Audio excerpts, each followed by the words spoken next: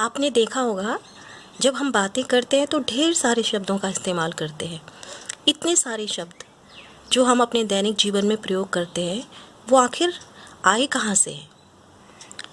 तो आज हमारा जो विषय है वह यही है कि उत्पत्ति या स्रोत के आधार पर शब्दों के भेद, यानी ये शब्द जो हम बोलते हैं वो हमने कहाँ से लिए और कहाँ से वो शब्द हम आए हुए हैं।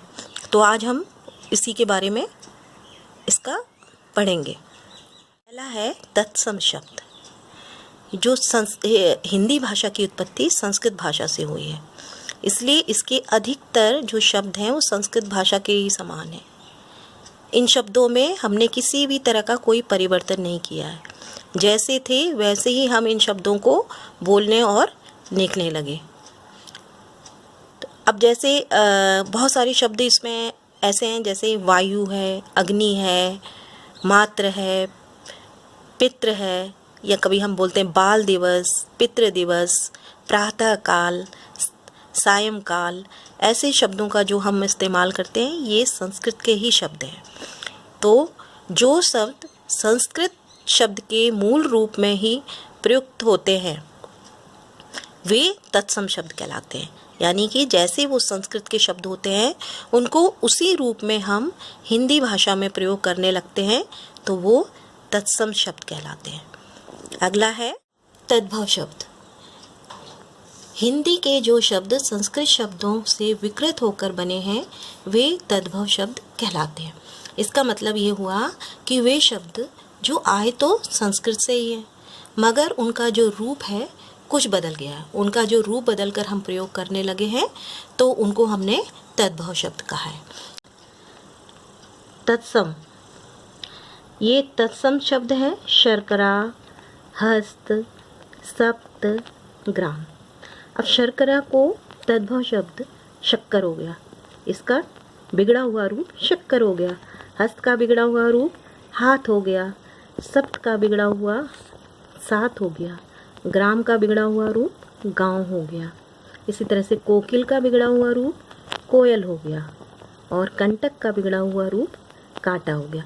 तो हमने देखा कि जो तद्भव शब्द वे शब्द होते हैं जो कि संस्कृत के शब्द होते हैं पर उनके कुछ बिगड़े हुए रूप तद्भव शब्द कहलाते हैं। अब अगला है देश शब्द।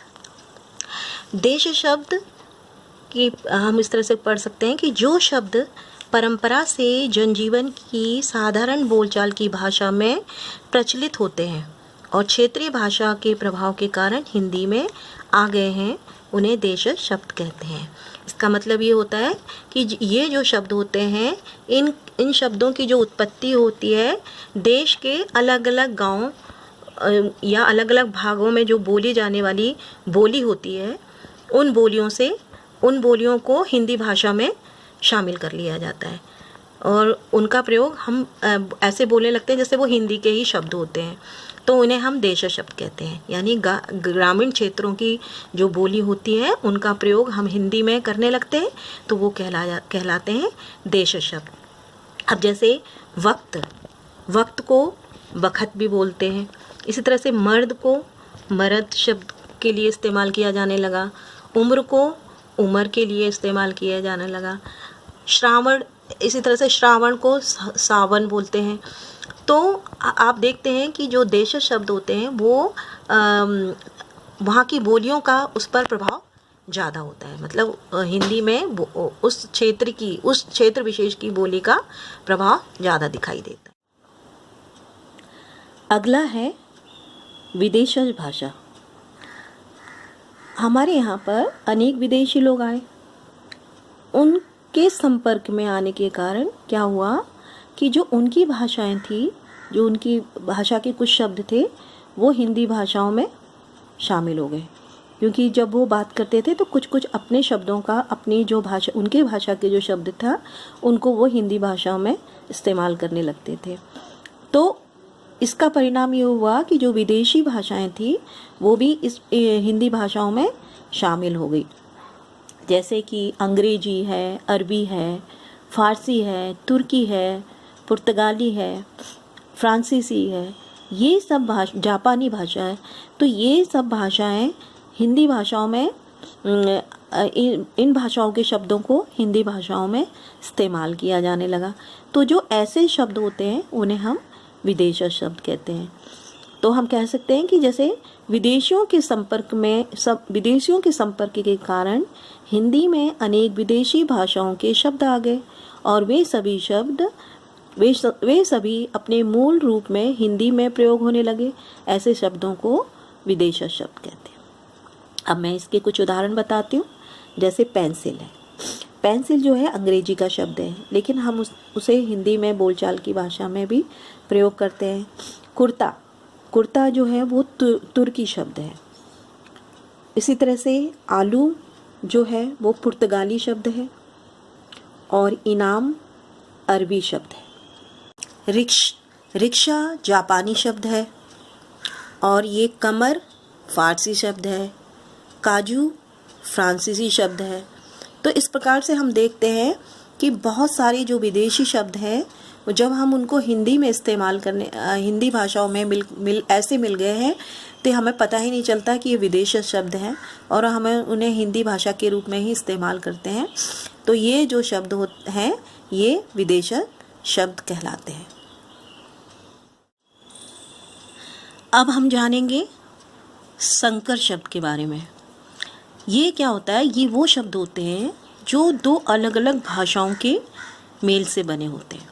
दो अलग अलग जो भाषाएं होती हैं उनको मिलाकर एक शब्द बन जाता है। अब जैसे कि रेल यात्री में हम देखते हैं जो रेल है वो इंग्लिश का शब्द है, अंग्रेजी का, और जो यात्री है वो हिंदी का शब्द है। तो अंग्रेजी और हिंदी का शब्द मिला के बन गया रेल यात्री। उसी तरह से हम दूसरा बोलते हैं जैसे रिक्शा चालक। अब इसमें रिक्शा जो है वो जापानी शब्द है और चालक जो है हिंदी शब्द है। तो रिक्शा चालक ये दो अलग अलग भाषाओं के शब्द मिलाकर एक शब्द बन गया। रिक्शा चलाने वाला रिक्शा चालक हो गया। तो ये दो अलग भाषाएं हैं। ऐसे ही हम बोलते हैं बेडोल। अब जो बेडोल में बे है ये फारसी है और डोल जो है हिंदी का। तो इस तरह से हम देखते हैं कि जब दो अलग अलग भाषाओं के शब्द से एक शब्द बनता है तो उन्हें हम क्या बोलते हैं?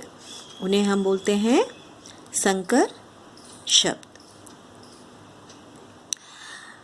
अब मैं आपसे कुछ प्रश्न पूछूंगी जिसके आधार पर आप अपना मूल्यांकन करेंगे कि आपको ये जो हमने आज अध्याय पढ़ा था ये कितना समझ में आया है।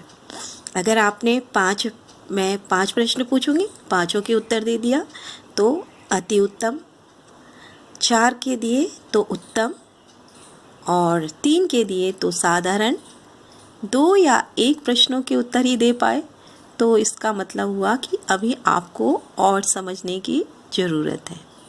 तो हमारा पहला प्रश्न है,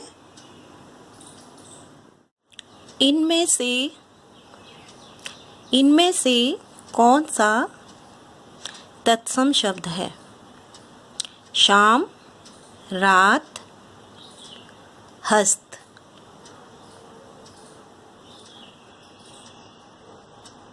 दूसरा प्रश्न है, पेंसिल किस भाषा का शब्द है? देशज, तत्सम, तद्भव या विदेशज शब्द।